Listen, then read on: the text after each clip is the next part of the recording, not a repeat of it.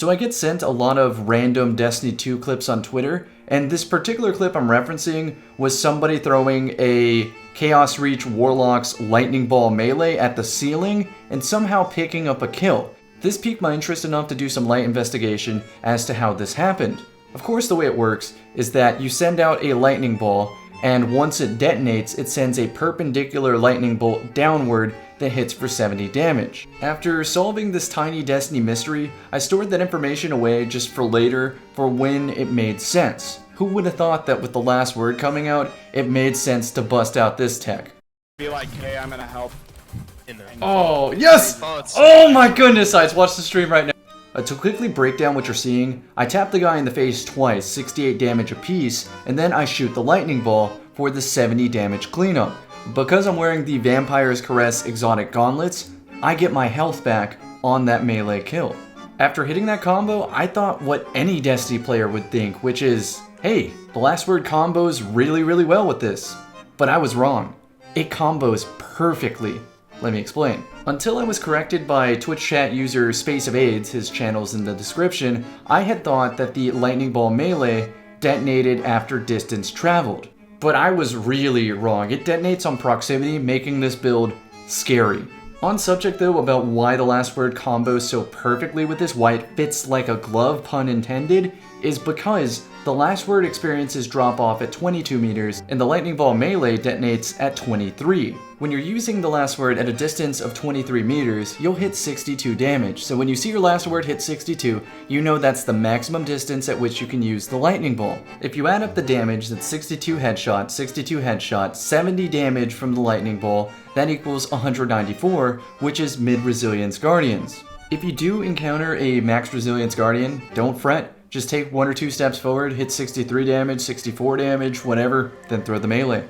So now that we understand the framework for this build, let's talk about all the attributes. The first thing I want to talk about is why I think the Arc Bolt grenade is one of the strongest grenades in the game.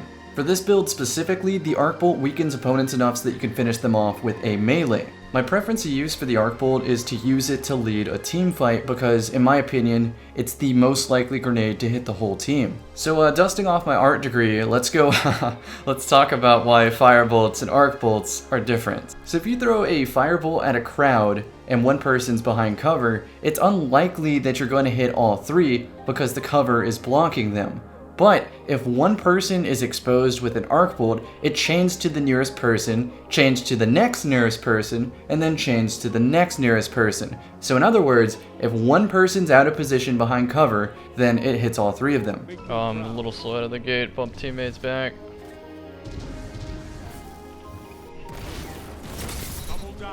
Oh yeah, and I neglected to mention that arc bolts leave them 1 shot to sniper rifles, so that's pretty good.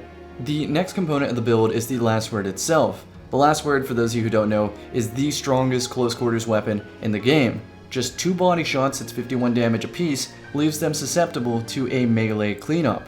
Doing so will activate your exotic gauntlet perk, the Vampire's Caress, which you can think of as temporarily boosting all your stats to 10, so 10 mobility, 10 resilience, 10 recovery, and you get your health back continuously. But the real icing on the cake is the Pulse Wave perk on the Chaos Reach skill tree, which means if you're critically wounded, you get a speed boost and a reload boost for you and all of your allies. This is a very useful perk when paired with the last word because at a distance I find myself using 4, 5, or 6 bullets, and only having 2 bullets left in the chamber isn't enough to adequately deal with somebody, so that faster reload really comes in clutch. As fate would have it, I pulled out the Velita D sniper rifle just for shits and giggles and ended up repeating history.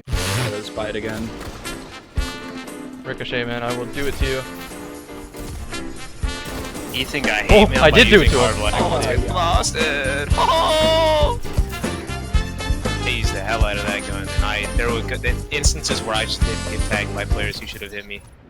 The idea is, since the last word is such a phenomenal close quarters weapon, that just pairing it with the sniper rifle makes sense, so use any sniper rifle you want to. It doesn't have to be a Velita, it doesn't have to be a high impact, but the Velita D has a special place in my heart, At one point in Season 1, 2, and 3, the Velita D was an extension of my hand. It really was the first sniper that agreed with my sensibilities. Nowadays, I don't really see a reason not to use the Tatara gaze if you're going to use an aggressive. Sure, it has a long zoom, sure you lose out on the peripherals, but I think the trade-off of kill clip is worth going through learning the nuances. Before getting on to the final part of the build, the super, the Chaos Reach, let's talk about my power weapon, the sword. Hilt. That's a riff. Fuck that. Red versus red. Blue versus blue. Alright, I think that clip speaks for itself, so let's talk about Chaos Reach, the super. Pretty much the way I think about the super is it's a poor man's Nova Bomb that you use on one unfortunate target, not really thinking about it, unless of course you're dealing with a Arc Strider that can block, and if that's the case, the Chaos Reach actually goes through the Arc Strider's block animation and just outright kills him. The reason that I suggest using it as an instant win button is because when trying to set up for those multi-man kills, good players will just shoot you out of the sky before you have the reaction to flick onto another opponent, because when you use this super, it blurs the hell out of your vision. I actually think that my emote represents probably how I look right now. Hey, Mako, let me show you how it's done. I probably look like that right now. Fucking last word going off 50 times an hour. Only 50 times an hour. That's pretty good, Cam.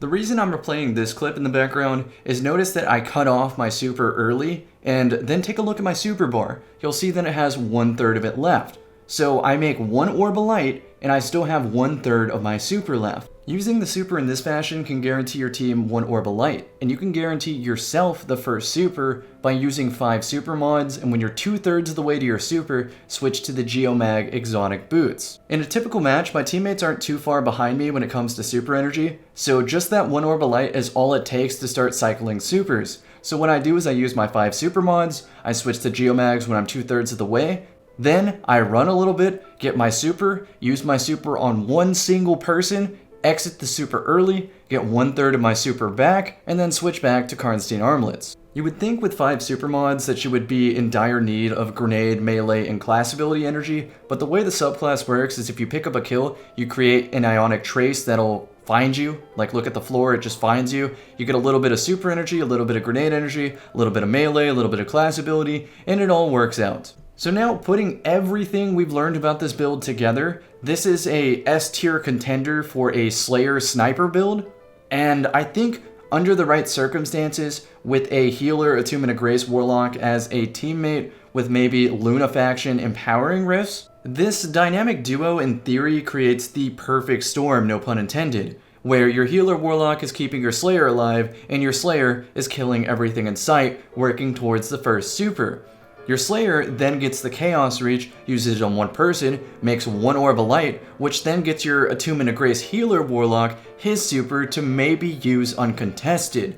And for those of you who don't know, a Well of Radiance is best when it's uncontested. With the new power ammo timer changes in competitive, you could think that you could actually switch between an Ace of Spades and a Tractor Cannon on your healer Warlock so that when you're throwing down the Attunement of Grace, you have a Tractor Cannon handy, which then, in turn, counters the enemy supers as they're getting theirs, creating this snowball effect just for playing well. I forgot to mention the Lunafaction empowering riffs. These boost the range of a weapon, so you'll be 3-tapping people with the last word at ranges at which you have no business. And if your healer Warlock is using an Ace of Spades, well, with Memento Mori plus the empowering riff damage, you can 2-tap people, and it also boosts the range, so you can 2-tap people at like pulse rifle distance with the hand cannon, so that's kind of absurd. And because the way the healer Warlock works, as long as he's healing teammates and punching things, he will always have a rift up.